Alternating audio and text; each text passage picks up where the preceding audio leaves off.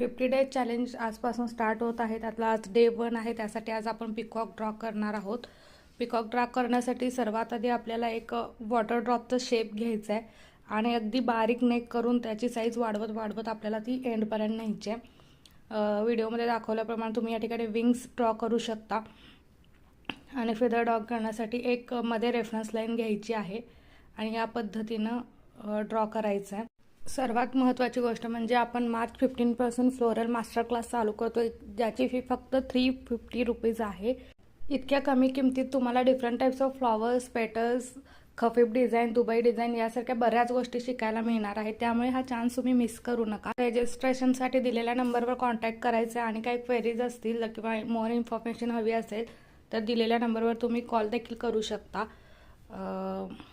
तुम्ही या ठिकाणी पाहू शकता अतिशय ब्युटिफुल खूप सुंदर असं पिकॉक आपला रेडी झालेला आहे.